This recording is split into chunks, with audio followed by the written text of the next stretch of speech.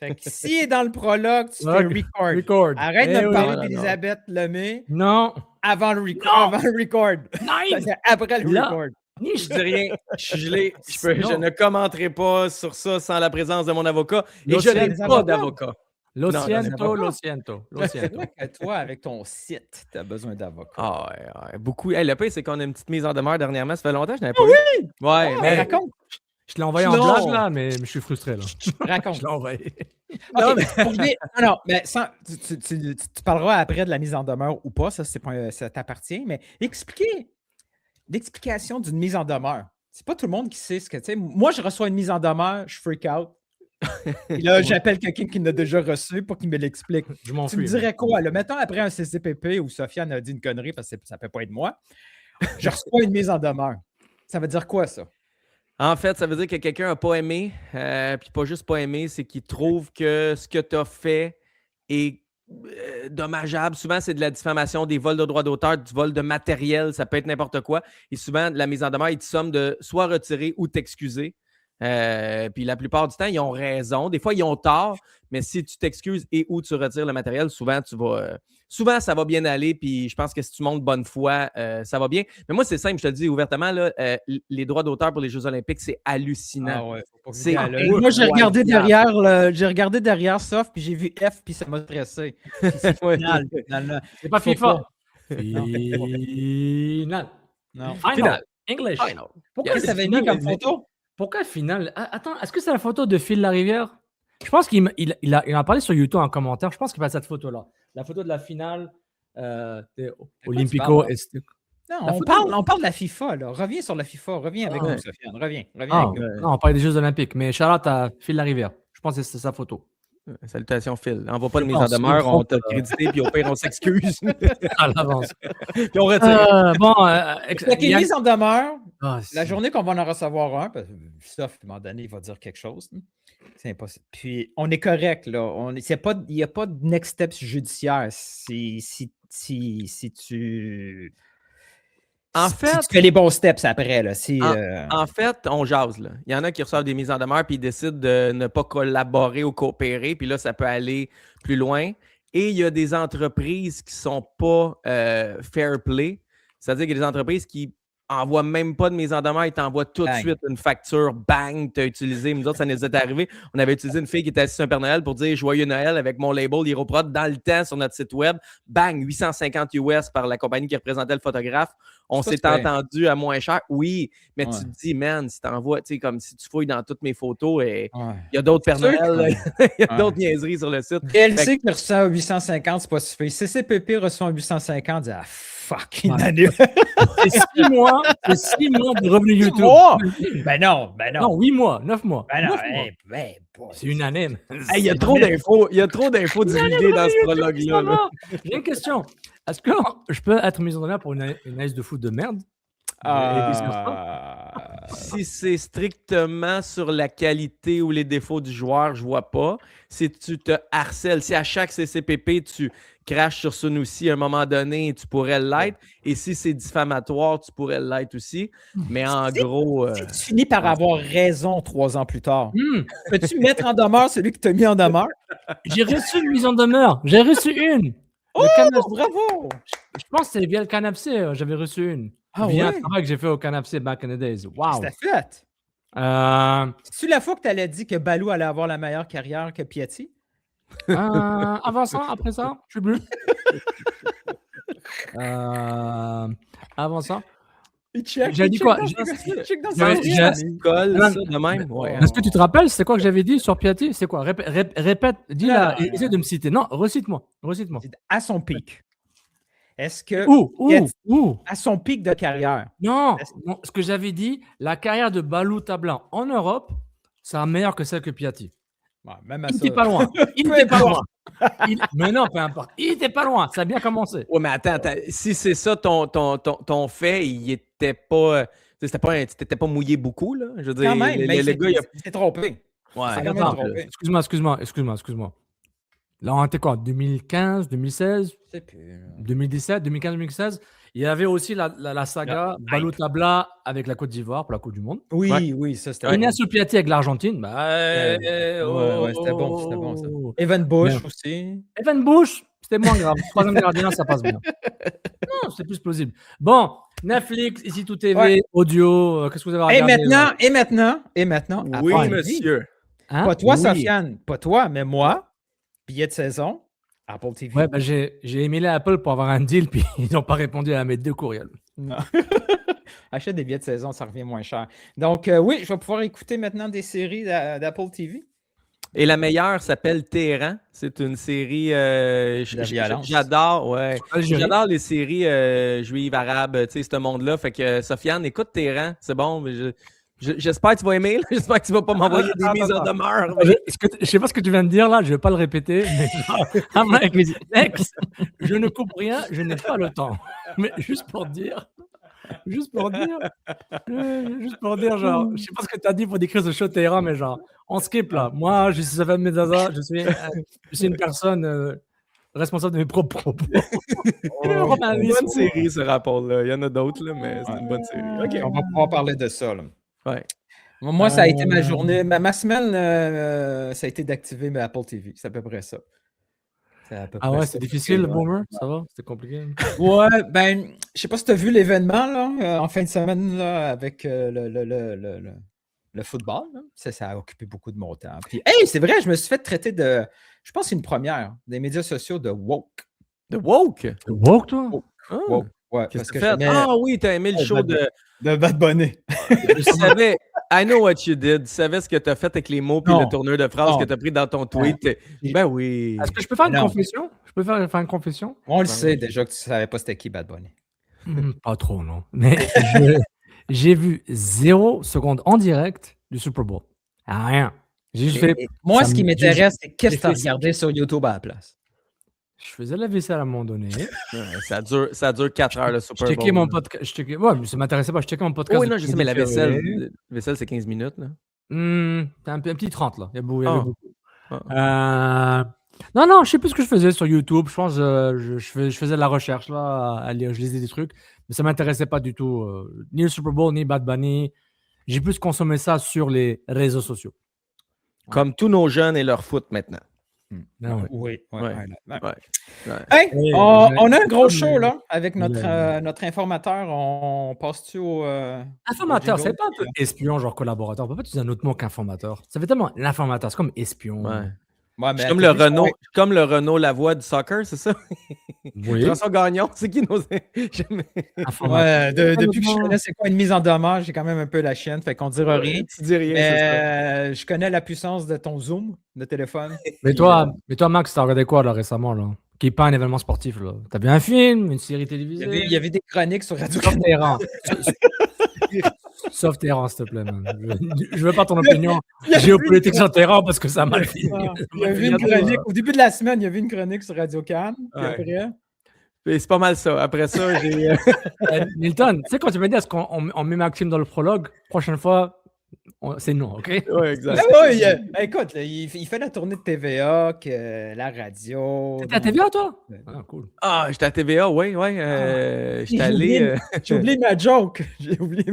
C'était quoi ta joke? Ah oui! Je suis correct? Allez. Tout le monde a déjà débarqué, là. Allez, ciao. Ouais, oui, c'est clair. Je vais t'expliquer. Ils sont pas au niveau, les arbitres. Vous écoutez Couscous Piripiri.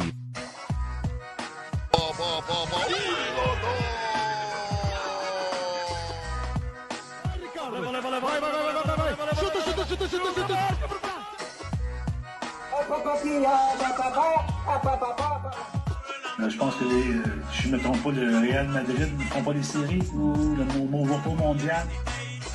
God never sleeps, man.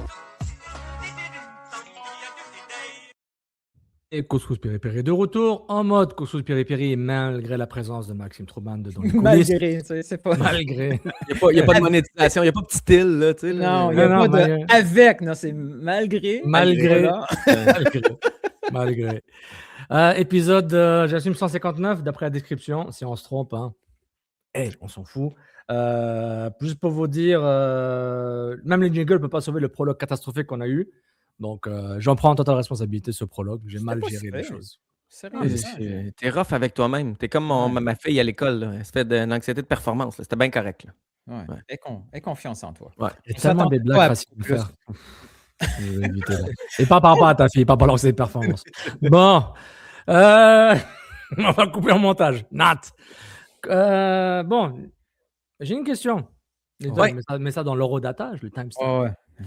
Est-ce que Nilton t'a reçu une boîte bleue Focus à Montréal en tant que- J'avais oublié cet épisode-là. J'ai checké hier, j'ai rien reçu. Et je demande jamais rien. Mais si je reçois quelque chose, j'aimerais bien un hoodie zippé. Moi, je vais te dire quelque chose, ça. 3XL. La journée CrossFit. que le CCPP va recevoir du merch, on va être rendu tellement loin dans la liste que là, finalement, ça va être un signe d'un déménagement parce qu'il n'y a plus personne à contacter. Tabarnouche, as-tu vu la photo de qualité? Là? Il était. C'est pas vrai. Tu sais, on aurait dit, là, Ironic is back. J'ai une question, là. Maxime. Fou! J'ai une question, Maxime. Quand t'as vendu ton âme, tu te sentais comment? Sais-tu pour combien j'ai vendu mon âme? Pour 0. Et je m'assume là, pleinement. Quand on m'a contacté, sauf là, je me suis dit, j'ai besoin de 24 heures pour réfléchir et en parler. J'ai-tu le goût de faire ça ou pas? Puis je l'ai fait parce que je l'aime, ce club-là. Je le dis souvent. Et ça n'affecte pas ma couverture du club. J'aime ce club-là. J'ai dit, je vais le propager alentour de moi. Puis je vais vraiment faire tirer le chandail aussi. Là. Je sais que tu blagues, là, mais j'ai réfléchi quand même 24 heures. Tu sais. Je comprends que tu as une réflexion par rapport à. Nilton, à chaque fois, Maxime est là, il est comme un enfant, devant une pâtisserie. Là. Je veux le chocolat, Laisse les gens parler. Tu auras ton tour, OK? OK. Maxime. Oui, Sofiane. Juste dis-toi, tu n'es pas régi par la déontologie journalistique, mais tu es régi par ta propre déontologie d'image, de brand. Donc, pour expliquer aux gens, si c'est Jean-François Théotonio qui le fait, les gens ont dit, ouais, tu couvres le club. Il n'a pas le droit. Il n'a pas le droit. Voilà, il y a une déontologie, etc. Toi, tu n'en as pas une officielle par rapport à tu fais partie d'un syndicat ou d'une organisation journalistique, mais c'est important de rappeler, quand vous faites des choses comme ça, il faut réfléchir aux conséquences et aux bénéfices et aux répercussions. Puis Maxime Trommel le fait. Donc réfléchissez. Ça, c'est une leçon pour les jeunes sur TikTok. Pour dire. Vas-y, maintenant, Nilton, tu peux interrompre tout seul. Vas-y. Moi, je voulais juste savoir, quand ils l'ont envoyé, ils ont-ils demandé quel size ou ils ont juste présumé, ils t'ont regardé, vu que tu es là tout le temps, même pendant les vidéos, on dit, ce gars-là, il doit porter du... Non, ils ont regardé dans mon dos, ils ont eux-mêmes regardé la grandeur de mon chandail, ils ont envoyé la même. Non, c'est Tristan, quand il parle, Tristan, ouais, ça va, tu veux un café? Non, mais c'est intéressant à comprendre, tu sais, puis je salue le CF Montréal, pareil, ils en ont envoyé pas tant que dans le temps du flocon. Moi, je les salue pas, moi, j'ai tout de suite la couple, je les salue pas. Puis, vous êtes con. Oh non, une ce que j'allais dire. Ouais, non, c'est ça. C'est intéressant de comprendre que c'est le département du marketing et non pas celui des coms qui a géré ça. Fait que c'est là que c'est deux trucs complètement différents. Tu sais, Asso n'était pas lié à ça, Tristan n'était pas lié à ça, Chris n'était pas lié à ça. Asso n'était pas lié, mais il était dans tous les studios avec la boîte bleue. Donc, il faut m'expliquer. Bon, on passe à Montréal. C'est fini. Oui, ça c'est Montréal. Come on! C'est Laurent.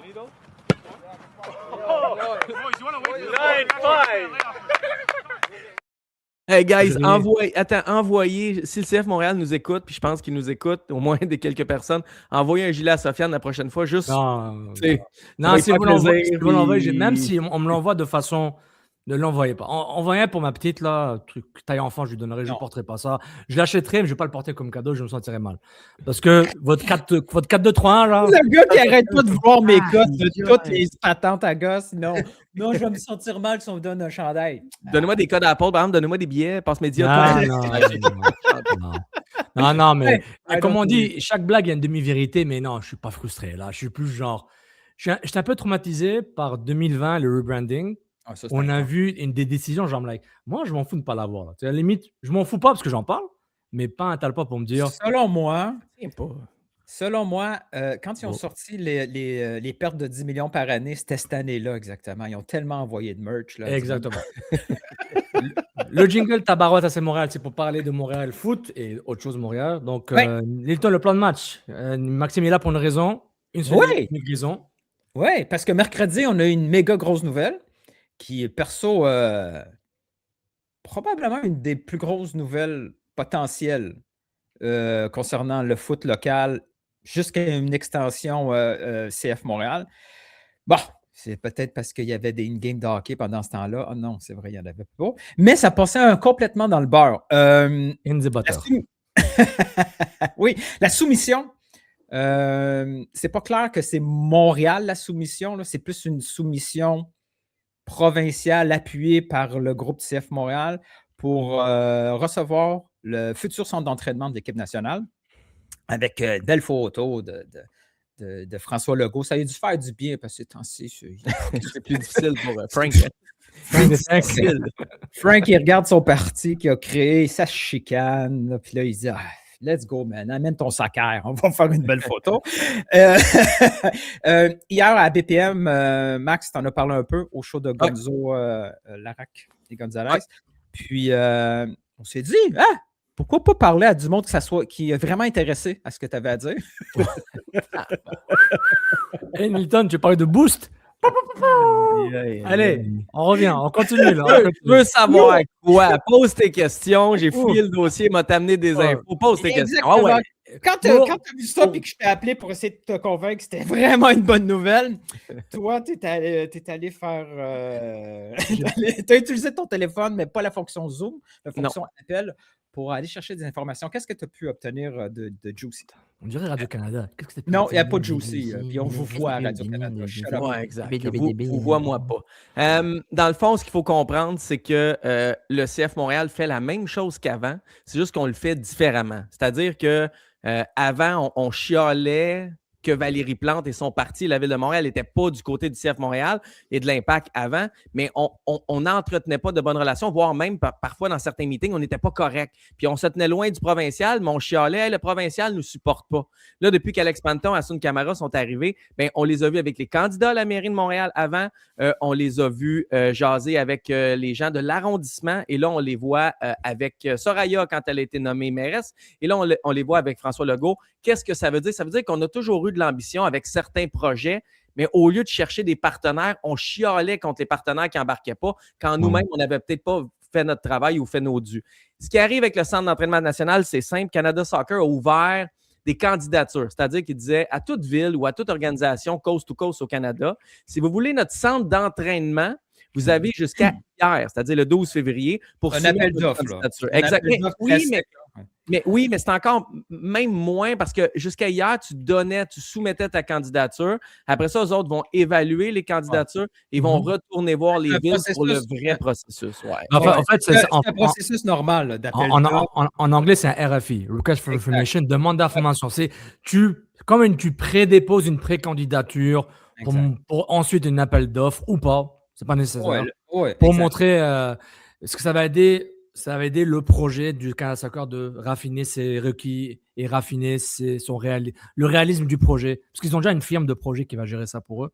Je pense Mais en gros, ce que j'ai pu savoir, puis ça reste des infos qui n'ont pas été validées nécessairement par deux sources. Il y a des infos qui viennent d'une place, d'autres de l'autre, mais c'est assez fiable qu'on en parle ici, là. En gros, le CF Montréal, de ce que je comprends, ou plutôt suppose, gérerait le centre d'entraînement s'il débarque à Montréal ou en banlieue de Montréal, parce que la nouvelle tendance dans le sport professionnel, surtout dans le monde du soccer, c'est d'avoir son stade en ville, mais tout l'entraînement en banlieue, en périphérie. Donc, je ne sais pas c'est où. C'est-tu la Rive-Sud pour Nilton? C'est-tu la Rive-Nord pour moi? C'est-tu un peu plus l'Ouest pour Sofiane? Je n'ai pas cette information-là, mais ça pourrait être ça. Puis, pourquoi cette année? Parce que la FIFA redonne beaucoup d'argent à Canada Soccer, parce que la Coupe va être présentée en partie au Canada, et c'est le temps parfait de prendre cet argent-là. On parle de plusieurs centaines de millions. Je n'ai pas le montant égal, là, mais c'est gros le chèque que ça va coûter faire ce centre-là. Et là-dedans, ce que j'ai compris encore une fois, c'est que les vraies possibilités, c'est Montréal et la région, la banlieue de Montréal, et Toronto plus sa banlieue. Ça sera fort probablement pas Edmonton, Calgary, Vancouver ou les Maritimes. Trop loin. Oui, trop loin, trop petit, pas assez central, pas de gros stade prêt pour jouer un match, jamais on joue un match. Et le centre d'entraînement, ce que j'ai compris, c'est que c'est 2 terrains intérieurs, 6 à 8 terrains extérieurs. Là-dedans, on aurait un mini-stade qui aurait 1000, 2000, 3000 sièges pour une équipe réserve, s'il y en a une, ou des petits matchs de plus jeunes, etc. Et le CF Montréal est très intéressé à l'avoir à Montréal. Puis on déposait une candidature du genre, là. On gérerait vos trucs, un peu comme le centre Vidéotron. C'est genre, vous payez, on peut payer une partie aussi, mais on gérerait le truc et on pourrait aussi utiliser les installations. Fait que c'est du win-win parce que Canada Soccer entretient 0 gazon là, dans une année, n'a pas l'expérience de gérer des centres d'entraînement. C'est quand même une petite organisation. Ils ont déjà beaucoup de dépenses. Donc, je pense que ce serait un win-win pour tout le monde. Juste pour ajouter du contexte à la demande d'information RFI, Request for Information du Canada Soccer, le premier point est le plus important. Ce RFI, c'est pour identifier les intervenants qui sont intéressés et capables d'accueillir le centre national d'entraînement. Ça inclut les municipalités, les provinces, les clubs de foot, les établissements d'enseignement postsecondaire et autres organisations intéressées. Donc, tout le monde qui est intéressé, qui a de l'argent, nous, on est ouvert si ça fit avec le scope du projet. Donc, c'est pourquoi, il y a Surrey qui est intéressé, tu as Vaughan en Ontario, tu as Pickering. Tout le monde se met dedans pour essayer d'accueillir ça. C'est le premier filtre aussi parce que Soccer Canada reçoit, parce qu'eux autres, ils ont leur système de pointage, ils vont regarder ça, puis ils vont voir tout de suite lesquels sont qualifiables ou pas. Fait qu'il va y avoir déjà un premier filtrage. Si, par exemple, dans le Soccer Canada, une des priorités, c'est la distance versus les joueurs européens. C'est un peu comme les États-Unis qui ont choisi Atlanta, c'est la côte Est, mais que malgré tout, un groupe de BC tente, ça se peut que dès ce moment-là, ça va tomber. Parce qu'un des requis de transport et connectivité, ils le disent clairement, accessibilité internationale à travers des hubs directs ou des connexions courtes vers des hubs européens, Londres, Francfort, Amsterdam. Puis regarde, ils ont pris Atlanta aux États-Unis, c'est le plus gros aéroport, c'est le hub aux États-Unis. Fait que c'est pas un hasard. Exactement. Donc, il faut qu'il y ait un hub pour tous les internationaux canadiens, féminines, masculines, viennent faire la navette, accueillir des internationaux, par exemple. Il y a tout ça. Dans leur RFI, c'est clair, tu vois clairement c'est plus vers le Ontario-Québec qui va essayer, qui aura des choses à l'avoir. La côte ouest, c'est beaucoup trop loin. Et juste par rapport à ça, j'arrête de parler. Oui, puis il ne faut pas oublier que j'ai rien vu qui touche l'organisation de TFC pour le projet ontarien. Le seul club MLS qui est impliqué là-dedans, c'est celui du CF Montréal. Ouais. Joey Saputo qui a déjà des liens avec la Fédération canadienne parce qu'il paye en partie le salaire du sélectionneur. Montréal, comme par hasard, fait un premier voyage à Marbella. C'est un centre d'entraînement. Ils en ont profité en 2 entraînements pour regarder comment ça fonctionne. Eux-mêmes pourraient éventuellement administrer ce centre d'entraînement-là pendant l'été pour accueillir comme ça des matchs. Il y a beaucoup, beaucoup de choses que tout d'un coup, au niveau des infrastructures, pour la franchise montréalaise, c'est un no-brainer. Ouais. Après, est-ce qu'ils vont être capables de convaincre la Fédération canadienne que Montréal, ça reste quand même un avantage concurrentiel versus le vrai hub qui est Toronto? Le truc que j'aimerais comprendre, je ne vois pas le lien avec le CF Montréal. En quoi le CF Montréal va bénéficier de ce centre? OK. C'est déjà allé à Marivic? Parce que non, mais comment ils vont, à part d'y aller eux-mêmes pour l'utiliser ces infrastructures-là, c'est comme une infrastructure qui va être aussi accessible au grand public dans certains cas de figure, accessible aux élites qui sont proches, qui voudraient utiliser les ressources. J'ai l'impression que c'est plus. Moi, CF Montréal, j'entends plus Saputo là. Mais le CF Montréal, c'est moi, c'est juste le bras sportif pour être un peu l'argent immobilier, un peu de ça, mais mais en même temps, tu sais, la caserne à Nutrilait, c'est correct, là. C'est beau. Puis, by the way, on continue de travailler sur une bulle. Je ne sais pas encore si c'est un terrain ou 2, mais on a encore rencontré la ville. Puis, on n'a pas arrêté le projet à Nutrilait parce qu'on va soumettre une candidature pour Canada Soccer. C'est 2 dossiers en parallèle. Tu sais, il est cool, le centre d'entraînement, mais c'est pas à la fine pointe de la technologie. Là. Je veux dire, c'est pas plus que ça. Non, mais imagine, tu fais venir en cachette Griezmann. OK, tu fais venir Griezmann, puis tu peux pas ne pas passer sur Notre-Dame. Puis tu peux pas stationner à côté d'une cour à scrap. Tu l'amènes dans un centre. Mais si tu es à l'hôtel Ritz-Carlton, il porte une tuque, OK? Puis personne ne le reconnaît. Il est avec un ami du CF Montréal qui va l'amener à la station McGill en marchant. Puis il prend le REM jusqu'à une station au West Island pour aller marcher au stand national. C'est un bel essai, mais non. Mais là, ça marche. Sérieusement, il y a beaucoup d'avantages pour.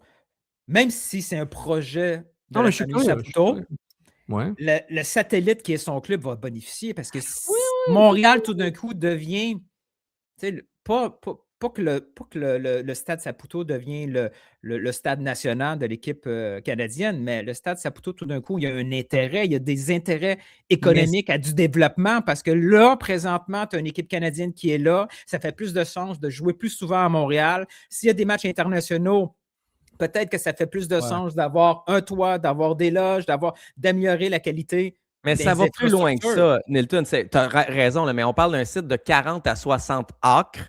On parle des bureaux de Soccer Canada qui pourraient être là. On parle de dortoirs. Après ça, je te parlais de immobilier à côté. Ben oui. Ils demandent l'espace pour créer de l'immobilier. Ben là, tu commences à manquer de spots à West Island, faire ça. Il y a la place. Mais écoutez-moi bien, OK? On parlait d'un stade entre 1000 et 3000 places. Qu'est-ce qui dit que rendu là, tu te dis pas, mais je vais faire un stade de 4000 ou 5000, puis mon Supra, puis mes Roses peuvent peut-être venir jouer là. On est capable de créer un hub de soccer, pas juste de Culture Foot Montréal, mais Canada. On peut créer la place au Canada. J'ai posé des questions. Le Stade Saputo va rester. Le Stade Saputo va rester le stade du CF Montréal. Il va rester un stade qui n'est pas hivernisable parce que c'est plus compliqué que juste mettre des tuyaux en dessous de la pelouse puis changer 3-4 tuyaux de toilette. Là. Le Stade Saputo, en fait, c'est un terrain extérieur alentour duquel on a mis des gradins. C'est pas un stade. Donc, ça va toujours rester la place où le CF Montréal va jouer quand il fait beau. Ça ne sera pas hivernisable. Le Stade olympique, on est confiant. Les personnes à qui j'ai parlé, autant du côté du stade, CF Montréal, tout le monde est confiant. C'est qu'on va s'entendre. Pourquoi? Parce que, le gouvernement met 1 milliard là-dedans. On parle de mettre encore 500-600 millions à l'intérieur. Avec le dépensement de coûts, c'est 2 milliards. Ça paraît très mal, juste dire, c'est pour Taylor Swift quand elle va venir une fois, puis peut-être Metallica un été avec Guns N' Roses. Ça ne marche pas. Avoir une équipe qui va jouer, je ne sais pas moi, 6 matchs ou 8 matchs à chaque année, plus des matchs internationaux qui seront en lien avec le nouveau centre d'entraînement, le stade a besoin du CF Montréal. Le CF Montréal a besoin du stade. Les deux peuvent mettre de la pression, un et l'autre. Puis, on pourra avoir un beau stade. Ce que j'ai posé aussi comme question... Tu parles du stade olympique, là? Stade olympique? Oui, le stade olympique, excuse-moi. Ce que j'ai posé comme question pour le stade olympique, j'ai demandé, est-ce que vous allez avoir une configuration qui va être le fun pour le soccer? Parce que sur les côtés, les billets à 150$, tu étais super loin du terrain et tu ne voyais rien.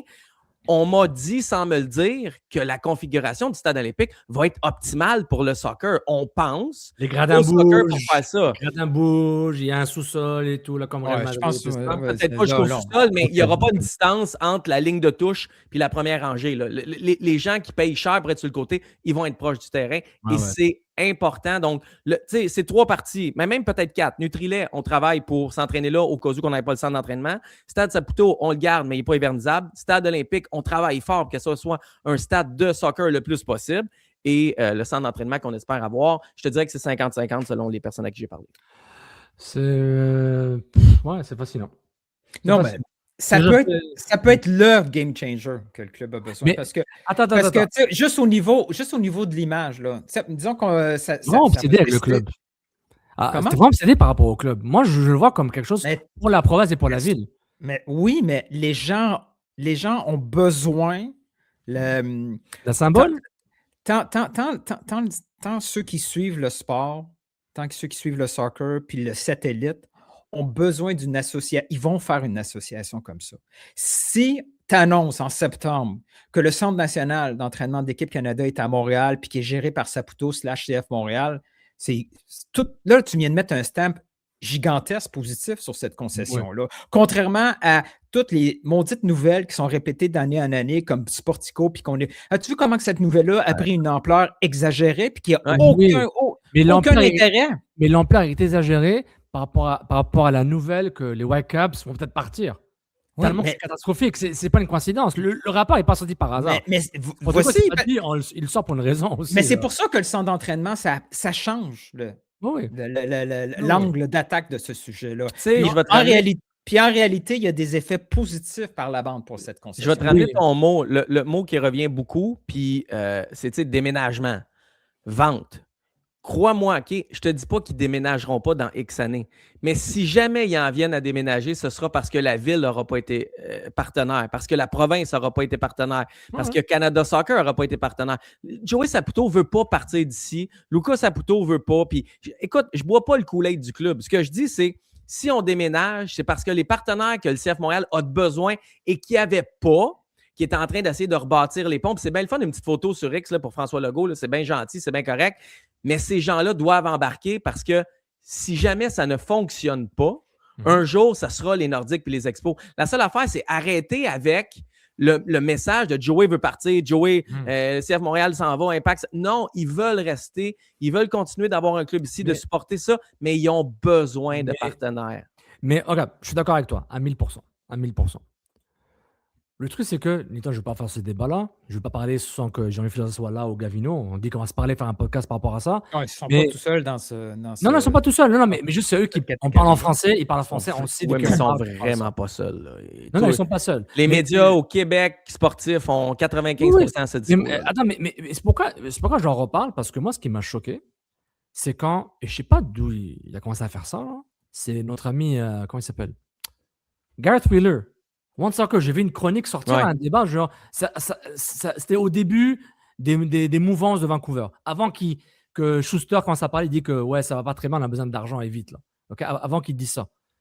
Tu sais, il dit genre, à Montréal. Lui, ça fait 2 ans, il est un peu comme Filosa, mais Filosa, au moins, je pense qu'il parle à des gens qui sont au courant de choses, ou peut-être qu'ils veulent que le club s'en aille ou qu'ils n'aiment pas le Saputo. Je ne sais pas, mais au moins, je sais que Filosa, il parle à des personnes que peut-être il y aurait des infos. Peut-être. Gareth Wheeler, je ne sais pas d'où il sort ça, mais il commence à dire que ouais, Montréal, le dollar canadien, patati, patata, déménagement, il n'y a pas de revenus. Tu sais, Saputo lui-même, Joey Saputo, a confessé à quoi? C'est presque 10 ans, ça, qui a dit que je perds 11 millions US, 12.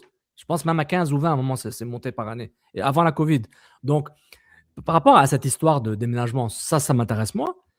Mais le truc qui me stresse un peu, je pense que ça stresse un peu Nilton aussi, c'est les pertes à chaque année par rapport à ce club-là. Et je considère que la famille Saputo étant aussi liquide en cash que genre MLSE.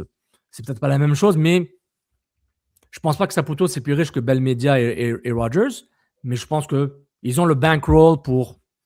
C'est une entreprise. Les Saputo, c'est une entreprise privée. Les autres, c'est à la bourse. Avec on est dans 2 scénarios tellement différents. Oui, mais je parle en liquidité.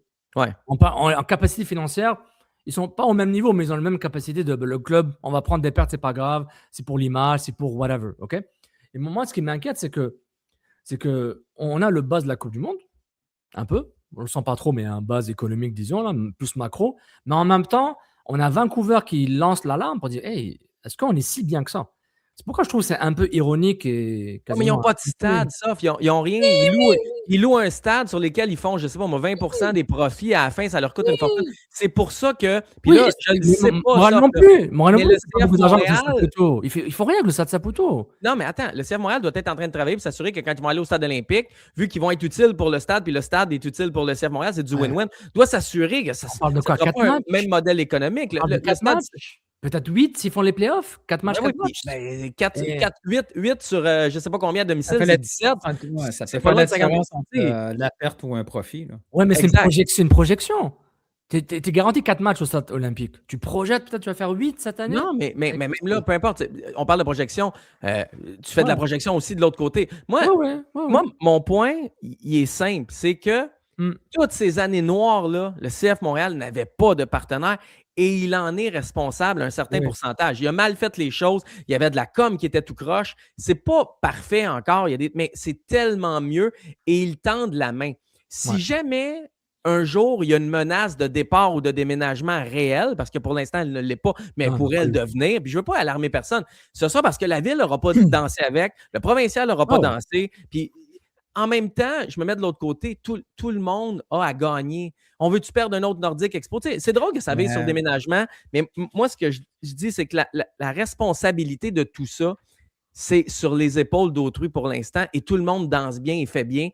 Alors, c'est pas quelque chose qui m'énerve. La grosse différence maintenant, c'est qu'il y a les bonnes personnes à la bonne place. C'est pas un hasard que tout d'un coup, il y a un projet de cette envergure-là, puis que Gabriel Gervais ne fait pas du sport. Il fait la gestion de projet, ce qui est tout le temps fait avec Deloitte. Il sait comment tenir un projet, puis le présenter, puis le mener à terme parce qu'il l'a déjà fait. Puis qu'il y a, mettons, Panton qui est là parce qu'il y a les relations pour faire les choses comme il faut. Il y a Asun qui est capable, au niveau de communication, de donner cette image-là beaucoup plus positive, qui est en mode revendicateur, comme Kevin Gilmore était là, comme comme il y avait Kingsley qui était en mode un peu bullshit dans tout ce qu'il disait. Là, présentement, c'est les vraies approches professionnelles. Les bonnes places, les bonnes personnes occupent les bonnes places. Puis présentement, j'ai tellement confiance qu'un projet dans un RFI puis un appel d'offres, quand on va être rendu au processus final, que ce soit un Gabriel Gervais qui présente ça là, à la Fédération canadienne, là, tu ne peux pas avoir une meilleure personne que Gabriel Gervais pour présenter, avec tout le background qu'il a déjà fait ailleurs. On ne peut pas avoir une meilleure personne que lui là, pour le. Après, c'est pas la décision va appartenir. Si la Fédération, tu sais combien de fois les appels d'offres sont déjà un peu décidés d'avance, là, puis que si dans la tête de la Fédération, ils veulent que ça soit en Ontario. S'ils veulent absolument l'Ontario, on ne peut absolument rien faire. Là. Mais là, on est équipé, on a les bonnes personnes à les bonnes places. Et tu arrives avec Joey Saputo derrière ce projet-là. La Fédération, là, c'est pas qu'elle court après le cash, mais elle a besoin du cash. Ouais. S'associer à cette personnalité-là, à cette famille qui, avec beaucoup d'argent, ça va être tough de dire non. Là. Peu importe, ça va être. Le 50-50, oui, mais si j'avais un petit cote puis à la seconde, je vois beaucoup de potentiel pour le côté québécois. Puis à la seconde où on l'a, si on l'a, parce que là, on boit le Kool-Aid, là, je vois déjà Dr. Foot prendre nos quotes, là, puis dire qu'on est trop. Puis c'est bien correct, il peut bien faire ce qu'il veut. Mais. Je sais pas c'est qui. Mais Fred Laure, c'est qu'il va falloir que Fred nous le dise un moment donné. Oui, il a laissé sous-entendre, te connaissant. Il y a un tweet qui a comme laissé sous-entendre qu'il connaît Dr. Foot. Il faudrait fouiller là-dessus dans un autre épisode. Mais à la seconde où on aurait ce centre d'entraînement-là, le foot de la MLS ou de très, très haut niveau est à Montréal pour 10 ans, pour 20 ans, pour 25 ans. Fait que c'est pour ça que c'est tellement intéressant et important. Puis oui, on peut le perdre, mais essayons, trouvons un moyen de le gagner. Des projets, on est capable d'en déposer. Alex Panton, c'est un champion de la communication puis des stratégies dans ce genre d'affaires-là. Puis notre projet pour avoir un camp de base, il était A1, il était parfait. On avait une équipe. On avait la France, l'Angleterre ou les Pays-Bas. Puis pourquoi on ne l'a pas eu? Parce que la Ville n'a pas accepté de signer, qu'elle s'engageait à parce qu'on n'avait pas les bonnes relations, on ne savait pas comment aller chercher de l'argent. On est allé voir la Ville alors qu'il ne fallait pas aller voir la Ville. Il fallait aller voir Tourisme de Montréal. Il y avait ces connexions-là. C'est ça. On envoie des courriels. En parlant, on a fini sur ça? C'est bon? Ouais, puis moi, je vais avoir un vrai CCPP, bien sûr. J'ai deux autres questions à Max avant qu'il s'en aille. Sois sérieux, parce que j'ai une question sérieuse. Je sens que tu vas faire une blague. Là. Non. Avec ta casquette LA, là. Mes Dodgers. Ben, vas-y avec ta question, vas-y. Non, j'avais passé à un autre sujet, mais vas-y. Ah ouais, mais c'est un autre sujet, moi. Mon autre sujet, on a conclu. Là, donc, dans 3 ans, je vais aller au centre Nutrilait pour voir les entraînements d'été. Puis quand il va faire un peu frais, je vais aller à Brossard au bout de la. C'est ça? C'est ça? Je t'emmerde. Si jamais c'est ça, moi, c'est loin de chez nous, Brossard. Fait que j'espère Laval. Laval, c'est une belle place. Puis regarde, faisons un petit barbecue chez moi. Faisons un CCPP au centre Nutrilait déjà. Après, on verra. OK? Step by step. OK. As-tu du nouveau sur. Parce que ça s'en vient, là. C'est pas la fin de semaine prochaine? Il reste 8 jours avant le match à San Diego, le premier match. Question. Le match était diffusé ou pas de Philadelphie? Il était diffusé? Oui, dans un lien non répertorié. En direct, puis à la seconde où le match est terminé, ils l'ont mis privé. Non, je ne peux pas le revoir. Non, mais j'ai vécu la même déception que toi. J'ai hâte de voir le contre San Diego. C'est mon match de scouting. 22h30. Mais moi, ma question est presque sur ce sujet-là. Pas sur le voir, mais sur l'entendre. OK. Louis. La vision. Louis. Alors, est-ce qu'on va ouïr ces matchs-là quelque part? À part. J'ai essayé. Du nouveau sur la diffusion radio? Je sors la passe à la palette. Ça, c'est tellement. Quand est-ce qu'on se met notre projet CCPP?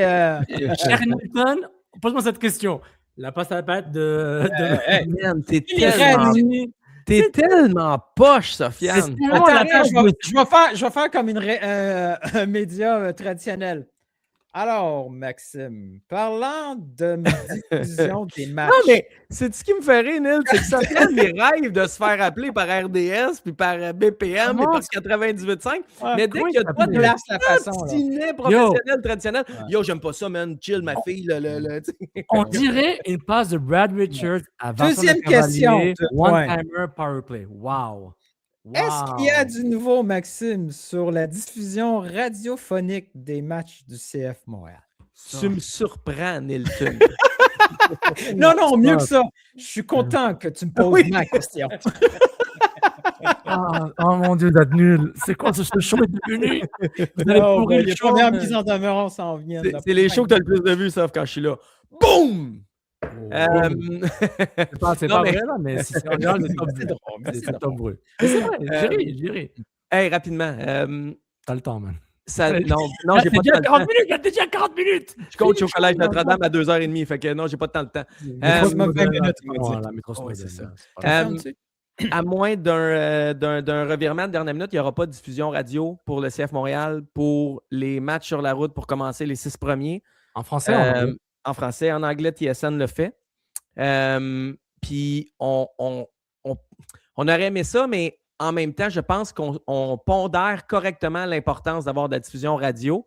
Puis j'en parlais avec plein de monde. On en a parlé ici. Écouter un match à la radio, je sais pas, en 2026, c'est un peu moins populaire.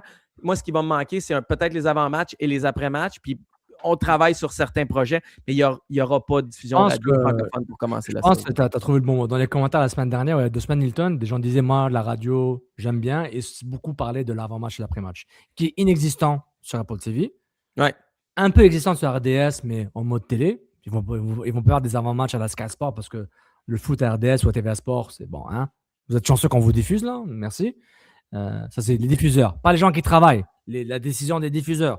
Les Olivier Brett, les Laurent Simon, les C'est Frédéric. pas dans la Laure, question que je t'ai envoyée, ça. les Vincent Détouche, ils veulent faire plus de choses, mais c'est les boss. OK? Donc, il y a ça. Moi, je dis genre, un site podcast, un CCPP, si on avait d'énergie. si on avait 28 ans maintenant, n'importe quel, même un média comme Commission Athlétique ou BPM Sport ou Cogeco, si quelqu'un, n'importe qui, dans les coulisses, n'importe qui, fait un avant-match, un après-match régulier, ça va donner des chiffres intéressants. Ils seraient étonnés. Ils Oui, seraient étonnés 100%. parce que- Le seul problème, c'est que c'est le samedi à 6h30, donc l'heure du souper le samedi, puis le Ah ouais. samedi à 9h30, 10h en soirée. Fait que c'est un spot où, pour le faire de façon bénévole ou très peu lucrative, c'est pas un spotlight le fun pour mettre dans ton horaire. Comme dirait Uncle John, sacrifice. Mais sincèrement, je veux dire, qui qu'on affecte, là, je veux dire, les gens qui écoutent à la radio, c'est les gens en déplacement. Ouais. C'est très, Ouais. très, très, très niché. Mais- Là.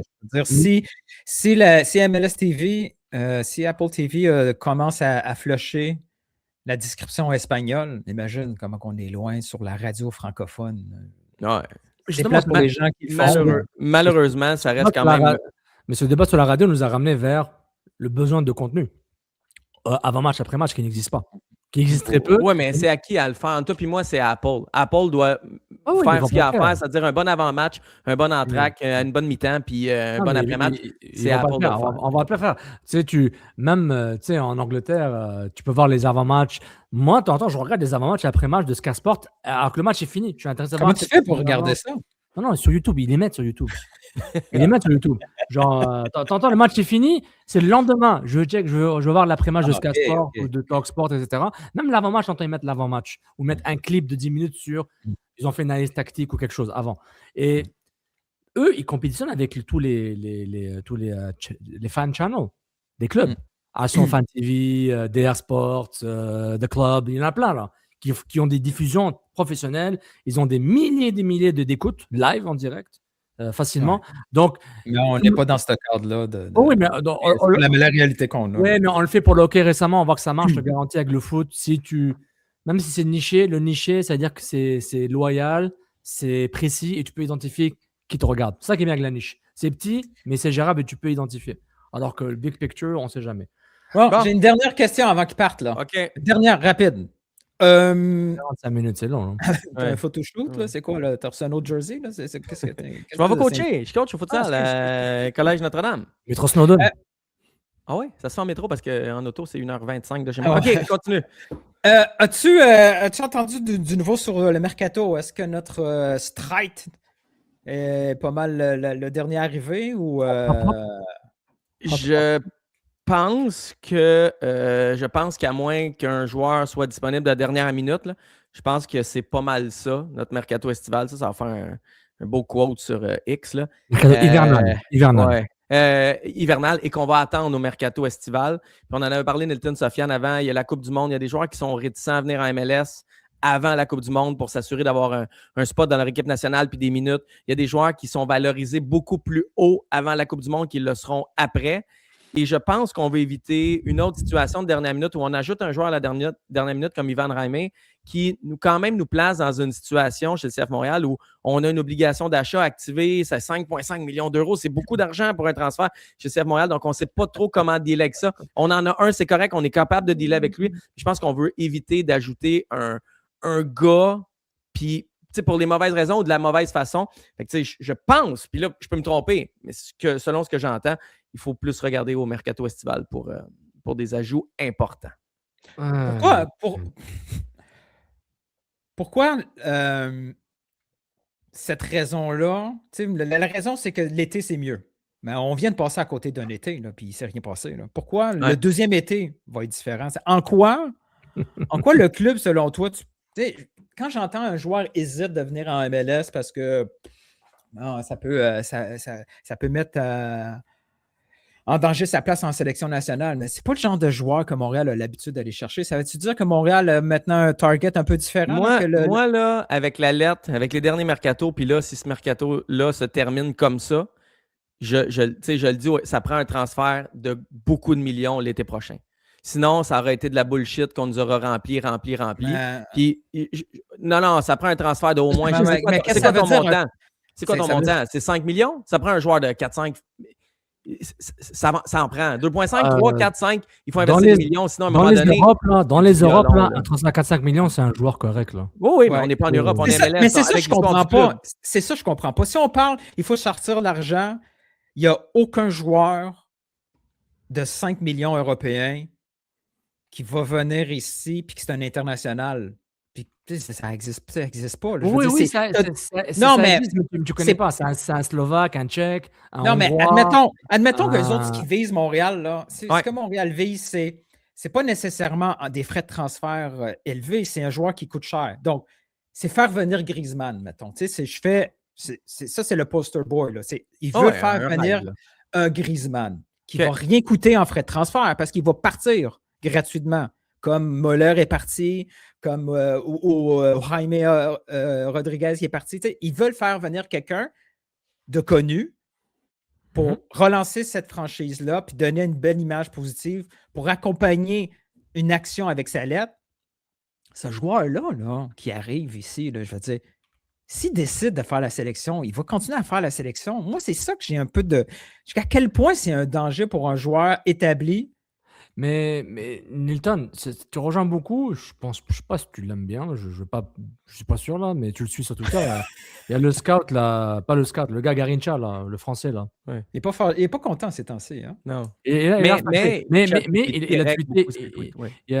C'est possible. Il a tweeté ce matin la pensée que tout le monde pense. Mais le plus important, c'est par rapport. C'est évident. C'est que la phrase à retenir, c'est un club de post-formation. Un peu exagéré comme terme, mais plus pour dire on prend les jeunes joueurs. Non, mais c'est en contraste par rapport à la lettre. Oublie que c'est lui. Non, ça n'a pas rapport. Non. Et ça fait, depuis que Gervais est là, il a dit dans des termes québécois, c'est-à-dire, nous, on veut vendre des joueurs. Oui, on est un club de post-formation depuis toujours. Il n'y a rien de nouveau sous le soleil. Oui. Mais il fait le contraste par rapport à la lettre. La lettre dit on va faire quelque chose. Ils l'ont fait. Benteke, ça a failli marcher. C'est ça leur move. On a essayé. Ça n'a pas marché. Il nous manquait la règle. 2,25. Mais un club de post-formation, il y a tout le temps des. Il n'y a pas juste ça. Non, mais uniquement. Porto, c'est un club de post-formation pour les plus riches. Feyenoord, c'en est un. Puis ils viennent de signer Sterling. Feyenoord, c'en est un club de post-formation. Mais Feyenoord, Feyenoord, non seulement ils ont une académie de fou, mais si fucking Bereven ou je sais pas Ouais, quoi, mais Alkmaar, ils ont un joueur qui veut le prendre, ils vont le prendre. Je te dis, regarde, c'est Bon. un grand lac, il y a des petits poissons et des grands poissons. Tout ce que je dis. On va Et les continuer ce FC, débat-là après quand Max va être parti parce que je le sens qu'il veut partir. Ben, Mais c'est je vais juste, je vais Quand juste je parle poser. plus. Oh, ouais, je le sentais. Je vais juste poser une question, puis là, tu vas partir. Attends, Est-ce attends. que tu- Go. Ouais, puis après, on se fâche tous les deux. Là. On va être, Allez-y. on va faire un CCPP de 15 minutes. le show va être Là, fini. c'est là. pas mal CCPP DLC. Est-ce que tu comprends que le club, dans le fond, Bon. ils attendent ils attendent le bon moment pour signer un Benteke. C'est-à-dire, là, on avait une fenêtre. Le timing était d'opportunité parfait. On l'avait Benteke. Ouais. Puis là, il se dit, il n'y a plus d'autres noms connus. Fait que tant qu'aller chercher un autre Jaime, Ouais. qui bon joueur, mais tout le monde va dire, on ne sait pas c'est qui, on va attendre si c'est le prochain Piatti. Eux autres, ils veulent aller chercher un autre Divayo. Ils veulent aller chercher Je pense que oui. des noms comme ça. Fait Je pense que que oui. ces Puis- personnes-là ne veulent pas venir en janvier. C'est de la Puis- bullshit, ça. C'est la bullshit. Non, mais moi, mon autre point, c'est que quand j'ai acheté ma maison, il a fallu que je fasse un peu de surenchère. Puis il y a du monde qui me disait, fais pas ça. Puis il y a du monde qui m'a dit, fais-les. Si tu l'aimes vraiment, dans 20 ans, tu te souviendras plus combien tu as misé de plus. OK? Mais c'est un peu la même chose. En ce moment, je comprends, ils ont des candidats et les candidats coûtent trop cher. Il y a de la surenchère en ce moment. Les prix sont trop élevés. Mais les Ils candidats, pensent- là, juste attends. pour être clair, les Ouais. candidats ont dit des noms connus. C'est ça. Oui, c'est ce que j'entends. Des noms connus ou des noms qui feraient l'unanimité ici. C'est ça que j'entends. OK. Mais- Attends, mais- tu mais- entends mais quoi? on Tu entends qu'ils essayent ou tu entends qu'un nom aurait été approché? Je suis pas sûr. Moi aussi, j'essaie de jouer fort et travailler fort. Non. J'arrive pas ben à non, faire. Non. Moi, mon truc, c'est que en ce moment, on semble miser sur le fait que ces gars-là vont coûter moins cher après la Coupe du Monde. Peut-être qu'ils ont raison, peut-être qu'ils ont tort. C'est leur gamble à eux. S'ils Ouais. coûtent moins cher puis ils en attirent un ici, tant mieux, on applaudira. Et s'ils coûtent plus cher, ben, il va falloir qu'ils l'achètent plus cher parce que si ils n'achètent pas non plus au prochain mercato, ça va faire 4-5 mercato. On a une lettre, on a plein d'affaires, mais des saisons misérables puis il manque des joueurs. Fait que, ils seront jugés. Moi, là, je le dis, on est quoi, 13 février? Ils seront jugés à la fin du mercato estival. J'aurais pas de. J'aurais pu, pas que j'aurais pas de patience, mais j'aurais pu de laisser passer ou de. Oh oui, mais on va leur donner du temps. Non. Là, tu as un mercato en ce moment, c'est correct. On peut avoir des opinions, il y a des bons coups, des mauvais. Le mercato estival doit être top. Parce que sinon. Moi, je peux acheter ça, mais c'est le deuxième été. Ça commence à gosser. C'est ça qui est gossé. Puis, reporter un problème à plus tard, ça se peut qu'il soit trop tard. Oui, le calendrier 100%. est un peu différent, mais si on est rendu là, puis on a 2 victoires, 2 nuls, 8 défaites, même si tu vas chercher Griezmann, ça va être de la fun. Sors Sunusi du groupe. Je vais finir là-dessus, je m'en vais là-dessus, là, mais Les tu veux chiffres, montrer un sérieux puis de la culture. Non, il jouera pas. Non, sauf, il jouera pas. Et puis ça change quoi? C'est celui qui a bloqué Benteke qui ne vienne pas. Il faut arrêter là. Non, mais c'est une distraction. C'est une Il fait quoi? Il fait la fête dans le vestiaire, il distrait quoi? Va à l'entraînement. À un moment donné, ça fait 4 ans. Gabriel Gervais l'avait nommé il y a 1 an ou 2 comme gars qui est toujours le même s'il coûte beaucoup d'argent. Les coachs passent. Puis, à un moment donné, il faut aussi que les bottines suivent les babines. Si tu le nommes publiquement et il ne fait plus partie de ton projet, à un moment donné, trouve une solution. On a réussi à tasser Coccaro. C'est pas facile. Là. Fait que trouve une solution pour tasser Sunusi. I'm out. Salut. Merci, Maxime. Yes. Ciao, les gars. Ciao. Merci, ciao. Est-ce qu'il est fâché avec moi, Maxime? Il est fâché, je pense. Non, je l'ai déjà vu fâché, c'est pas ça. De quoi on parle là? C'est la bullshit ce que tu dis là. Prends pas mal là. Vas-y, explique. C'est quoi le bout qui est bullshit? Pas la bullshit, la partie ils vont attendre la bonne opportunité, c'est moins cher, plus cher l'été avec Maxime et toi. C'est pas moi qui le dis. Oui, mais genre, tu essaies de. Pas la bullshit, tu dis, mais c'est plus. On essaie de projeter ce qu'ils vont faire. Regarde là, comme dit le grand Dennis Green, rest in peace, they are who we thought they were. Moi, je joue sur les actions. Je pense que le renouveau du CF Montréal avec Olivier Renard en mode genre, on a besoin de faire de l'argent sur nos capitaux, le plus important que ce soit les joueurs. Donc, on achète et on en vend. Et je répète pour la 15e fois, le gros recrutement canado-canadien et les pépites et les joueurs qui fâchent d'autres clubs pour les reprendre et ensuite les revendre plus cher, ça, c'est venu beaucoup trop tôt. Ou du moins, c'est venu, tout le monde est venu en même temps. Donc, ça donne des attentes qu'à chaque année, à chaque 2 ans, on va vendre Johnson, Miller, Mihalovic et Falconet, et on va, et etc., etc. Donc, ça a biaisé un peu, je pense, le club et Joe Saputo, je pense, et le board pour dire on peut faire ça à chaque 18 mois, ce qui est quasiment impossible en MLA, je trouve. Si tu investis pas beaucoup, parce que ces joueurs n'étaient pas gratuits, du tout, pour dire Duke a coûté aussi cher que Mihalovic et d'autres projets Mihajlovic ont coûté aussi cher, même plus, et ils n'ont pas pu le revendre à un club hollandais, etc. Mais pour dire, ils font ce qu'ils peuvent, mais surtout en mode revente pure et dure. Pas on va essayer de gagner des matchs, faire les playoffs et être top et revendre. Eux, c'est en mode on va vendre le plus vite possible et faire de l'argent dessus. OK? Et moi, je pense, honnêtement, je ne suis pas une théorie du complot. C'est plus un truc, j'ai l'impression comme si Lucas Saputo se préparait à diriger Bologne. Dans le sens, là, il fait le travail pendant quelques années à Montréal. Non, je dis. En fait, je me trompe en disant ça. Parce que je pense qu'il faudrait qu'il commence par gagner ici avant de se rendre là. C'est ça, mais je pense qu'il y aura une co-direction. Parce que déjà, les clubs sont co-dirigés. Ils utilisent les mêmes outils. Après, Bologne recommande pas. Lucas Saputo, c'est Bologne et Montréal en même temps. Et je pense que la méthodologie Bologne, qui est mal appliquée en MLS,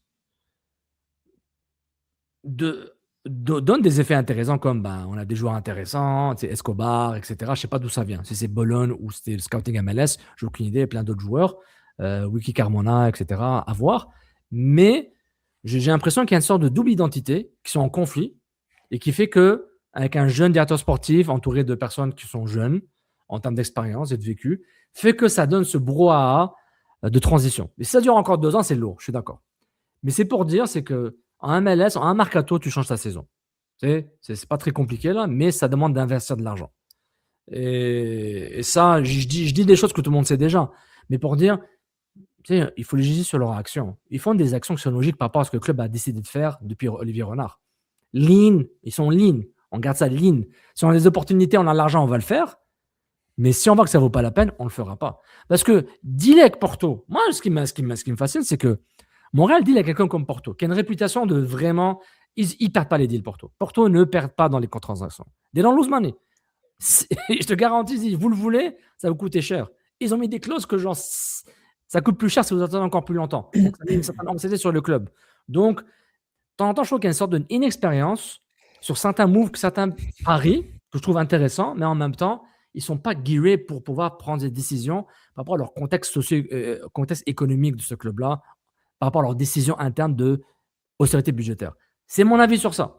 Juste pour dire, je répète juste l'évident, ils sont qui ils sont. Ils n'ont jamais menti, même avec la lettre. Voilà. Excuse-moi, j'ai trop parlé.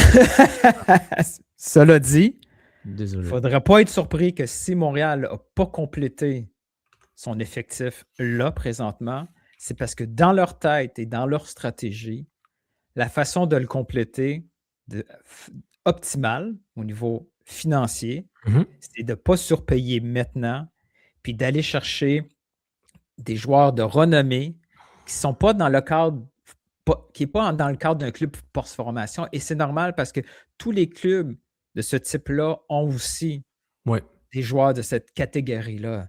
C'est Benfica, ils vont chercher des joueurs. Ils vont chercher des joueurs qui ne vont pas faire de l'argent avec eux, mais qui sont là pour gagner. Ils ont dit que c'est leur conclusion, ou la conclusion que le club a eue, c'était qu'ils avaient sous-estimé l'importance pour un club post-formation d'avoir aussi ce type de joueurs-là autour. Oui. Si Montréal n'occupe pas la place de DP là, c'est qu'ils ont jugé que de façon rentable, c'est mieux d'attendre parce qu'en Europe, les joueurs qui sont intéressés de venir en MLS et à Montréal, parce que ça existe, et on a une preuve depuis Benteke, c'est que pour eux, c'est mieux d'aller chercher au prochain mercato d'hiver parce que mentalement, que ce soit vrai ou faux, les joueurs ont cette impression qu'ils prennent un gamble d'arriver en MLS avant la Coupe du Monde. Puis que si un joueur qui sait que c'est sa dernière Coupe du Monde, après, il va venir en MLS, pour lui, il n'y a pas de problème. Mais le club aussi sait qu'il prend un gamble. C'est la bonne affaire. Là. Moi, je te dis juste ce qu'ils sont en train de faire. Je ne suis pas d'accord avec ce qu'ils font. Mais tu as aussi le pari qu'ils prennent, que ce joueur un peu vétéran en Coupe du Monde attire l'attention d'autres clubs qui n'étaient pas intéressés à lui, mais soudainement, l'Europe, des clubs moins réputés, l'Arabie Saoudite, le Qatar. C'est quoi? Ouais. Nous, on a intéressé. J'ai vu sa Coupe du Monde. On est d'accord. C'est ça. On Donc, est ça arrive- d'accord que là, présentement, le bassin de joueurs est peut-être pas gros, mais il faut dire que le bassin d'acheteurs aussi est pas gros. Tout d'un coup, le bassin de joueurs va augmenter, puis là, ceux qui veulent acheter aussi vont augmenter, puis ils vont finir par payer. Et ils vont apprendre.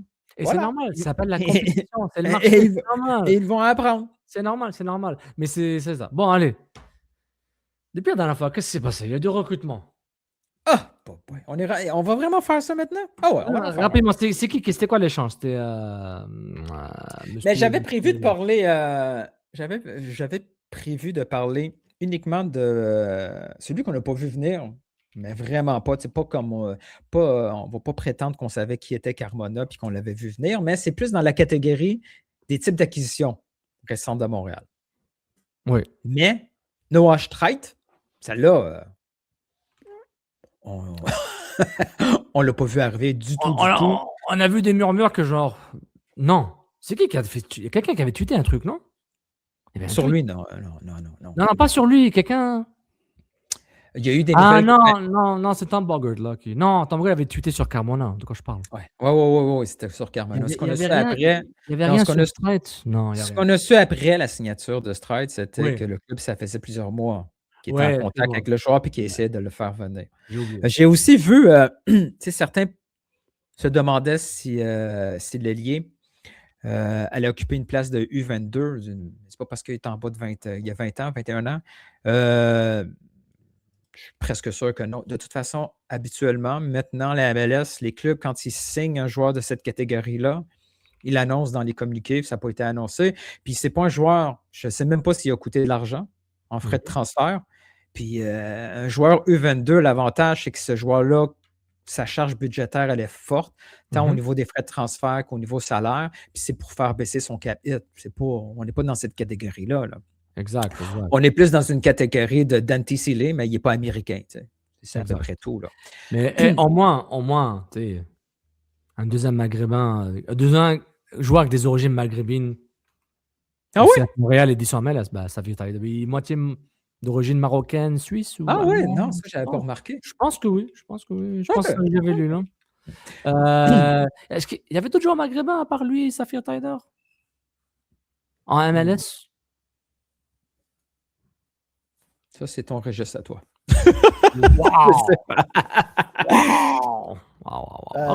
Probablement. Je vais dire probablement. Bon, j'ai préparé un petit dossier data, comme tu les aimes, pour présenter un peu Noah Streit. Are you ready? J'ai une question. Est-ce que tu entends... Non, j'avais fait un suggestion. Que tu fasses ça, après, c'est quand il joue genre 2 matchs de suite. Après, tu dis, regarde, je l'avais dit. Où est-ce que tu le fais? Après, tu fais un after, regardez, j'avais raison. Non? Non, la réalité, c'est Who's that guy? Je cherche, puis là, j'étais je vais le partager. Who that? Excuse-moi. Comment tu veux qu'on présente ça? Comme ça? Je vais le zoomer de mon côté. Le petit classique, là, Non. Comme ça, c'est bien. Bien. Les 2 dernières saisons de Streit, la première saison, c'est à gauche à 19 ans. Il était avec l'équipe réserve, donc dans le championnat réserve. Puis le graphique à droite, c'est quand le club Bâle le prêtait à Neuchâtel pour qu'il joue en 2e division. C'est un joueur qui a quand même, au moins, il arrive ici avec les statistiques pures. Là, j'ai vu beaucoup de sarcasme sur « Oh, wow, on est allé chercher un gars qui a 2 buts, 2 passes. » En MLS, peut-être qu'il y aurait 2 buts, 10 passes parce qu'il y a les second pass et tout ça. Mais si on veut fouiller un peu plus, il y a moyen d'évaluer le joueur autrement que par le nombre de buts et de passes décisives. Mais ce qui est bien pour son analyse, c'est qu'au moins, il y a beaucoup de minutes. L'année passée, il a joué régulièrement. Il est au-dessus de 2000 minutes. Et là, il y a 1200 minutes avec une moitié de saison. Il arrive en MLS en forme. Ça aussi, c'est pas. C'est un gros avantage pour qu'il puisse s'intégrer rapidement. Puis, au niveau offensif, on a tellement besoin de certitude. Au moins, on arrive avec une certitude d'un gars. C'est qu'on n'est pas obligé de faire du monitoring pendant 6 semaines / 3 mois sur les minutes qu'on veut lui donner parce qu'il y a déjà la forme de match. Présenté comme ailier droit par l'excellent site, je n'ai pas mis la référence. S11 Scouting, de Ben Griffiths. Rapidement, ce qu'on peut voir, le graphique en bas à droite, c'est généralement des statistiques de buts. Ouais. Bon, vu que c'est pas un gros buteur, les statistiques les percentiles sont pas très, très hauts. Mais tout ce qui est en termes de création, Mhm. que ce soit en création des assistances pour des shots ou des expect. Non! Pour des. Il présente des statistiques quand même haut niveau dans sa catégorie d'âge. Là. Il y a Oui. des percentiles d'élite et d'au-dessus de la moyenne, autant pour que ce soit en passe. Puis on voit que c'est un joueur aussi qui est à l'aise pour relancer, pas juste des passes courtes, là, que ce soit des passes moyennes, que ce soit l'année passée dans le championnat de réserve ou l'étape suivante. Moi, ce que j'ai beaucoup aimé, c'est de voir le graphique de droite, c'est qu'une fois qu'il est passé de la Ligue de réserve en deuxième division en Suisse, on sait, c'est pas un méga niveau, mais ça reste quand même qu'au lieu de jouer contre des gars de son âge, à 20 ans, il se retrouve avec Contre des hommes. comme Des des adultes. hommes. Il a réussi à avoir plusieurs statistiques au-dessus de la moyenne Ouais. et aussi des catégories élites. À Ouais. 20 ans, il était dans l'élite au niveau des expected assists. Les smart pass, il était dans les meilleurs. Smart pass, c'est le cliché, là, les passes qui brisent les lignes, là, qui créent Ouais. quelque chose. Il était parmi l'élite. Et l'autre catégorie qui est intéressante, puis que Marco Donadel a beaucoup parlé, ce besoin de créativité, là, d'apporter ce Ouais. ballon-là vers l'avant, que ce soit les courses avec les ballons, Oui, il est très les explosif. progressions. Ouais, Sur c'est Scout, ça. là, sur Scouting, tu vois les résumés, YouTube partout. Très, très explosif. Là. C'est quasiment un ailier non moderne, dans le sens genre, il va vraiment provoquer. Il ne va Ouais, pas exact. faire la passe en arrière 15 000 fois, là, comme les ailiers sous Pep Guardiola, là, mais Ouais, exact. c'est Et, pour le moment.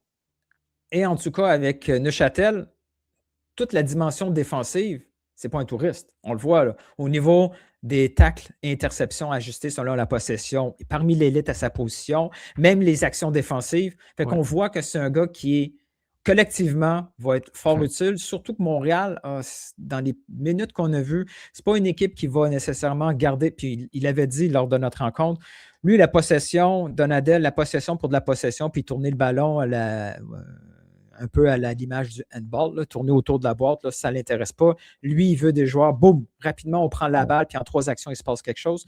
On voit qu'il est à l'aise. Très italien, années 90-2000, le jeu direct. Là. Ouais, très à l'aise. Si tu as une opportunité, go. Exact. Avant de passer à l'autre slide, il semble avoir joué ailier droit avec Neuchâtel. Mais quand on l'a présenté comme ailier gauche. Donc, probablement un ailier inversé. C'est correct. Il va marquer plus de buts. C'est parfait.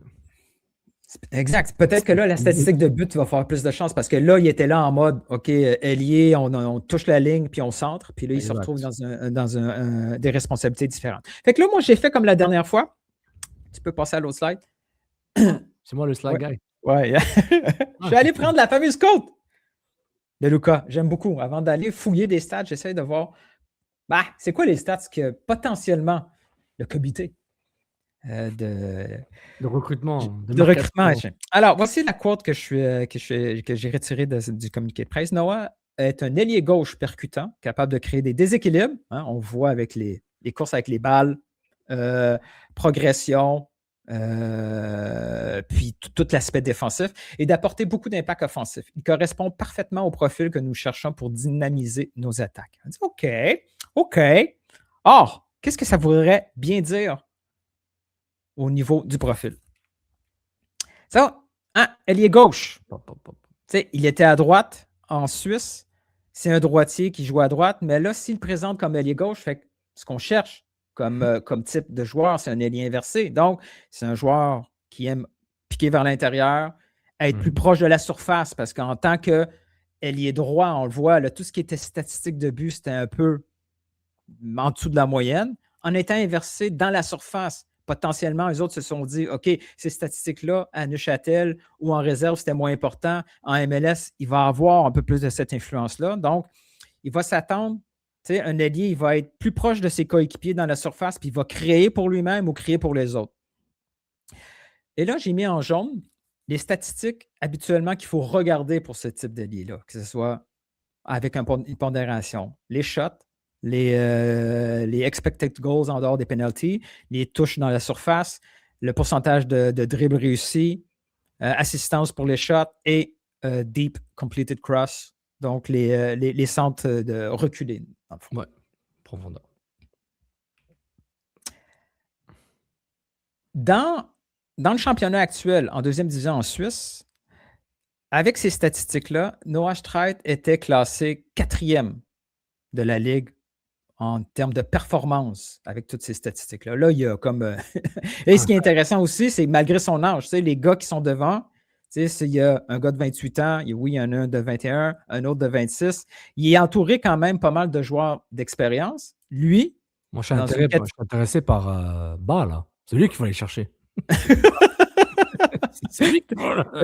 Peut-être que lui, il coûtait cher, puis lui, n'était pas gratuit. Donc, on voit que, OK, un ailier gauche, ils veulent un ailier gauche. Ouais. Il jouait à droite, mais quand il y avait ses statistiques en étant droitier, à droite, ses statistiques pour potentiellement un ailier inversé, ben, il était dans une catégorie au-dessus de la moyenne. Tout à fait. OK. Donc là, on peut comprendre un peu plus le projet qu'on est allé chercher avec Streit. Le projet et la projection que le club fait. Quand on voit les... Ouais. Puis là, quand on voit les statistiques qui habituellement sont importantes pour un profil de lien inversé, quand c'est en vert, c'est-à-dire c'est des statistiques, c'est au-dessus de la moyenne. Donc, au-dessus de la moyenne, ses tirs, en étant à droite, malgré tout, les tirs par 90 minutes, il est très au-dessus de la moyenne puis il est proche de l'élite. Même chose pour les dribbles. Dribbleur, c'est un terme que Marco Donadel a beaucoup, beaucoup utilisé dans ses besoins offensifs. On le voit que c'en est un au-dessus de la moyenne. Pour les shots assists et les touches dans la boîte. Comme ailier droit, s'il est tellement proche de l'élite dans la deuxième division en Suisse, imagine-les comme ailier inversé, oui, dans une catégorie différente. Là, en MLS, il y a quand même un méga step. Oui. Donc, on voit que 4 catégories sur 6 est au-dessus de la moyenne. Là, ce qui est en expected goal, probablement qu'ils se sont dit, en étant dans le couloir gauche, il va pouvoir augmenter le nombre de XG à 90 minutes. Le seul défaut, mais je ne pense pas que ça soit un type de caractéristique que Marco Donadel cherche, des centres en profondeur, surtout avec un seul, oui, là, c'en est un très bon. Là. Et peut-être qu'il va améliorer avec un peu plus de temps de jeu et avec une meilleure cible avec Owusu. Mais quand on regarde ça, on se dit, OK, le joueur, oui, il y a 2 buts de passe, oui, il est parfaitement inconnu, tout ça. Mais en termes logistique data, il fait du sens. Après, ce qu'il faut voir, c'est est-ce qu'il va faire du sens en MLS? Est-ce qu'il avait déjà maxé ou est-ce que son plafond est un peu plus haut? Et quand on regarde tranquillement, si on regarde des bonus data, là, juste voir, OK, il fait quoi de bien aussi qui n'a pas rapport avec ses caractéristiques? On l'avait vu tantôt en termes d'accélération par 90 minutes. C'est un gars qui ressemble, au niveau de data, il me fait beaucoup penser à Seinchuk. Le ballon va à Seinchuk, exact. Ouais, c'est son l'effet miroir, là. C'est les liens inversés qui manquent là de l'autre côté pour pouvoir faire la différence. Et peut-être, oui. Et avoir l'équivalent de Seinchuk à gauche, libère aussi un peu plus Seinchuk et Seinchuk lui-même va devenir un peu plus imprévisible parce que c'est pas... Non, mais exactement. Je vais faire une comparaison dégueulasse. OK? Les gens qui sont pas sûrs c'est quoi les liens inversés, quand on a 2, c'est comme si tu avais Mahrez Doku à droite à gauche. C'est comme si tu avais Robben Ribéry. J'utilise Salah et Sané. Voilà. Voilà, mais on se calme. Hein. Mais juste pour dire, c'est voilà quoi. Pour donner un peu une idée. Pour donner une idée à quoi ça pourrait ressembler. Et pour terminer, on voit que c'est un joueur qui est extrêmement impliqué collectivement, pas seulement quand on est en possession de balle aussi. Il est intéressant. Donadel on l'a vu, là, pratiquement tous les buts que Montréal a marqués, contre Philadelphie, entre autres, c'était des ballons gagnés dans le dernier tiers. Oui, c'est le pour gagner des ballons, pour gagner des ballons dans les derniers tiers, c'est pas les Doutouré ou les Piette qui vont gagner ces ballons-là. Là. Il faut que ce soit ces ailiers-là, ces attaquants qui vont qui vont aller causer du trouble sur les latéraux ou les défenseurs centraux. Même si j'étais morose, Nildon, ta présentation elle est superbe comme d'habitude, j'apprends tout le temps des choses. Ta force, c'est que comment tu présentes, tu sais, les petites couleurs, tu as un point et tu confonds tes points avec le data. Voici, tu vois, les catégories, quand j'ai pas avec le pourcentage, il est. Voilà. En tout cas, Inch'Allah, un jour, tu travailles comme scout ou comme data analyst dans un club de foot professionnel. Ce serait bien. Tu me trouves une job aussi. Parce que j'ai pas démontré au grand public quelles sont mes habiletés pour travailler dans un club de foot dans le domaine sportif.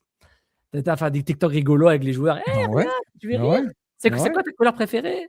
Ça, je peux le faire, oui. Ouais, tu peux À faire apprendre des les danses gens à prononcer des noms maghrébiens. faire des danses TikTok avec Owusu puis Escobar. Et moi, ce que j'aime bien, malgré ma morosité depuis le mois de novembre, j'aime quand même le profil de Stride. J'aime prendre le profil de. Je vais boucher son nom là. Carmona, pardon. Carmona, ouais. Oui. J'aime bien le genre de profil où je me dis, c'est pas des playmakers, c'est pas des word killers. C'est quoi le problème? Je vais te le dire, je sais c'est quoi le problème. Vas-y. Le problème de ces joueurs-là, là, c'est la séquence des annonces. Parce que si Montréal avait annoncé en janvier Benteke, et Tout après, est il y a connu. ces joueurs-là. Oh, regardez, Benteke va les améliorer. Ils sont là, ils sont prêts. Carmona, là, les Red Bulls ont fait une erreur. Parce qu'ils n'avaient pas Benteke. Là, on a Benteke. Il va faire des passes à Carmona. Il va faire des passes à Loturi, à Escobar. Oh, Sinchuk! Sinchuk, il va le vendre à 12 millions. Le gamble du club, c'est pour ça que je te dis que présentement, puis c'est pas mon point de vue, c'est leur point de vue à eux. Eux autres, ils se disent, on va commencer avec ça, puis après, on va rajouter le gros joueur. Regarde, juste pour dire, ce que le club fait, je le répète, c'est le mandat d'Olivier Renard, mais à une chose différente. Et c'est le même projet, ok, le même type de projet. C'est que c'est le contexte et les gens en ont marre, Nilton. Ils en ont marre. OK, mais ils en ont marre de la médiocrité. Est-ce qu'on fait un jeu? On fait un jeu. Okay? Ils en ont marre de la médiocrité. Ils en ont marre de changer un autre coach après Courtois, après c'est Donadel, qui n'a pas d'expérience, mais il a l'air d'être bien. Les gens disent, est-ce qu'on peut juste être stable 3 ans et gagner des matchs? C'est possible? Hein? S'il y a un francophone là qui est bon, on peut juste le recruter? Est-ce qu'on peut juste gagner des matchs? On peut juste arrêter de changer de brand? On peut juste arrêter on peut juste faire du foot de bon niveau? Minimum, MLS. Hein? On peut arrêter les projets. Même Stride, c'est un projet, les projets Sinchuk. Mais on voit que c'est des joueurs intéressants. Mais les gens qui ne sont pas bêtes. Mais les gens, il faut qu'ils commencent à aimer ces genres de projets-là. Il faut savoir où on se retrouve dans la chaîne alimentaire. Pas juste au niveau international, mais aussi en MLS. Il y a un manque de perspective, je comprends. Mais t'entends, les gens se donnent marre de l'instabilité administrative et sportive. C'est ça le truc. Mais Sofiane, imagine la situation où en juin, on est à, je sais pas moi, on est à 3-5 points des playoffs. On est compétitif. OK. Sinchuk s'est pas blessé. Une belle saison régulière, progression. Prince Owusu continue comme la fin de la saison. C'est pas un but par match, mais un but aux 2 matchs. C'est un leader. Ouais, ça va. Symbolique. Il se blesse pas. OK? Parce que Rios, il fait juste finir les matchs qu'on gagne et c'est tout. À gauche, tu as Noah qui s'intègre bien un peu à la Dantacile, puis tu as Carmona qui se promène dans. Tout ça, tout le monde va. C'est pas wow, mais ça se passe bien. Herbert ne se blesse pas, tout ça. Puis là, tu arrives après la Coupe du Monde. Le seul poste qu'on est un peu faible, puis c'est relatif, là, pas comme si on était des gros canons avançantes et alliés. Là. Mm-hmm. Le seul poste qu'on est comme, on n'a rien trouvé vraiment comme derrière. En plus, j'ai oublié Jaime. Non, là, il faut l'oublier jusqu'à qui il joue. Là. Il faut l'oublier. Et je crois qu'il soit signé ou pas. À voir. Parce qu'Jaime aussi, là, Jaime, il peut arriver, puis il a comme 4 buts, 4 passes. Puis, et là, tout d'un coup, on rajoute à cette équipe-là Griezmann. Ouais. Non, mais quand je dis Griezmann, là, c'est un Griezmann. Ça sent la coupe. Ça sent la coupe. Qu'est-ce qu'on dit tout d'un coup du recrutement et de sa stratégie et de la lettre? Exactement, mais est-ce que c'est aussi un succès contradictoire? Est-ce que c'est aussi contradictoire au statut du CF Montréal comme un club de trading? Pas de formation. Mais le problème, c'est que l'appeler club de formation, appeler ce que tu veux, c'est comme dire que LA, c'est un club qui dépense, LAFC. C'est un club dépensier. LAFC et les gars qui ne sont pas dans la business de j'achète un joueur pour le revendre à 30 millions. S'ils le veulent, ils peuvent le faire. Mais ce n'est pas dans leur modèle d'affaires. Toronto FC n'ont pas l'ambition de dire Mihailovic, je l'ai ramené pour le revendre au Bayern de Munich. Peut-être un ou deux joueurs par génération, s'ils le veulent. Peut-être. Mais pour dire, il n'est pas incompatible de vouloir prendre des jeunes, les revaloriser et les vendre faire de l'argent et en même temps gagner des matchs. Mais ce que les gens demandent, c'est qu'à force de parler, je veux que tu montres avec tes actions. Et je suis d'accord, quand il manque des pièces du puzzle et que tu es frustré, tu n'as pas la capacité ou l'envie de prendre du recul et dire, tu sais quoi, ouais, j'avais vu venir Streit, Carmona, Sinchou, etc. Parce que je savais que potentiellement, ils allaient chercher le prochain DP francophone top qui va nous ramener en finale de Copa MLS. Inconsciemment, peut-être les gens le pensent. Mais consciemment, je dis, c'est quoi? Donadel, il n'y a pas d'expérience. On ne sait pas ce qu'il vaut. L'équipe, il y a des bons joueurs, mais ils sont jeunes. Il manque de volume. Et je comprends les deux côtés, les deux revers de la médaille. On le comprend. C'est tout. Toi, tu as le côté what if. Eux, ils disent, what if. On a déjà le what if. Maintenant, on est dans else. On n'est pas dans. Toi, tu es dans what if, moi aussi. Mais les gens sont. Parce que nous, on est dans les nuages. On ne sait pas ce qui se passe. On est dans l'auto, puis on ne sait pas où on s'en va. Exactement. Et le fait, et le club, je pense qu'ils s'en foutent, là, mais ce que je vais dire, mais je pense qu'ils sont très chanceux d'avoir ce genre d'attention sportive de la part de leurs fans et d'intelligence sportive de la part de leurs supporters, le bas supporter. Parce que ça peut être très, très, comme certains supporters du Canadien, un peu bête. Un peu, pas bête, mais un peu bête dans le sens, genre un peu têtu, un peu genre gagne pas, binaire. Alors que la base de supporters et de fans et de médias qui parlent du club. Mais c'est pour ça que moi j'ai un point de vue qui est peut-être un peu drastique. Moi, je pense que le club aurait beaucoup plus d'avantages. Au lieu d'envoyer des jerseys à du monde, là, envoyer des lignes de temps en temps. Savoir avec qui Montréal discute. Mes DM sont ouverts là, mais. Non, mais tu comprends mon point?